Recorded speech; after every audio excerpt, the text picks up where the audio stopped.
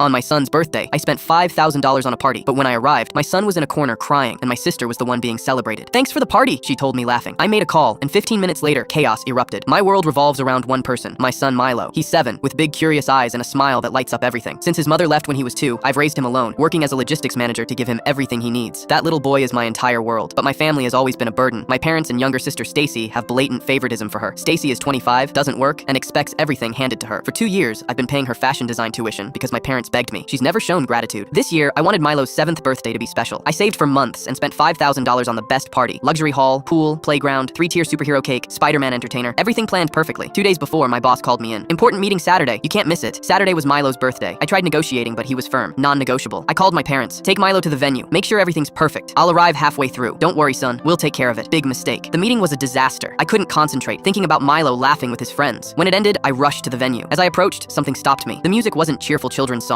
It was electronic club music with deep bass that made the ground vibrate. I pushed open the door. The hall was decorated perfectly. Balloons, streamers, superhero tablecloths, Spider-Man cake, but there were no children, no laughter. Instead, adults filled the space. Men in open shirts, women in tight dresses, all drinking cocktails and dancing. The pool had young people splashing and shouting. Then I saw her. Center stage, in a shiny silver dress, was Stacy, dancing, surrounded by her friends recording videos. My parents stood beside the stage, smiling. I pushed through the crowd. "What's going on?" My mom looked at me, smile not wavering. "We're celebrating Stacy's birthday. It's next week, but we decided to use the hall. Look how much fun she's having. Stacy's birthday." In the hall I paid $5,000 for my son. My blood ran cold. "What?" I shouted. "This is Milo's party. I paid for this. Where is he?" My dad put a hand on my shoulder. "Calm down. It's not that big of a deal. Milo is little. Stacy deserves it." I needed to find Milo. My eyes scanned desperately until I saw him, in a corner, far from the lights and music, sitting on the floor with his knees hugged to his chest, head down, shoulders shaking as he cried silently. My heart shattered. I ran to him, knelt beside him, hugged him tight. His small arms clung to me like I was his only refuge. "I'm sorry, little one." "Dad, I thought it was my party," he said between tears, his voice so fragile I could barely hear it. "They said it was for Aunt Stacy," and my friends left. I stood up with Milo's hand in mine and headed towards Stacy. "This is not your party," I yelled. "It's my son's birthday. I paid for this. Get out." Stacy looked at me with that arrogant expression. "Don't be so dramatic. I deserve a party like this. I'm high class, not some kid who can't appreciate these things." Mom and Dad agreed. Her friends started laughing. "Relax, man. It's just a party." I looked at my parents, hoping they'd apologize. My mom crossed her arms. "You're irresponsible. Milo doesn't need a $5,000 party. Stacy is at an important point in her life." I picked Milo up and walked out. Outside, I called Diego, the event organizer. "There are people here who shouldn't be. This is my son's party. I want them all out now. Give me 15 minutes. 15 minutes later, Diego arrived with 2 police cars. Officers entered, asking everyone to leave immediately. The music stopped. Stacy came out, makeup streaked, yelling, "You made me look ridiculous." My parents followed. "You're selfish. You ruined everything. You hurt my son, your own grandson. I don't want to see you ever again. You are no longer my parents." I went back inside with Milo. Diego called entertainers and contacted parents of Milo's friends. The hall filled with children and laughter. When Milo blew out his candles with a small smile, I felt I'd done something right. The next day, I canceled Stacy's tuition. My phone exploded with messages. "You're a monster," Stacy wrote. I replied once. "If you want Stacy to continue, you pay for it." Then I blocked their numbers. Now it's just Milo and me. And for the first time in a long time, we are free.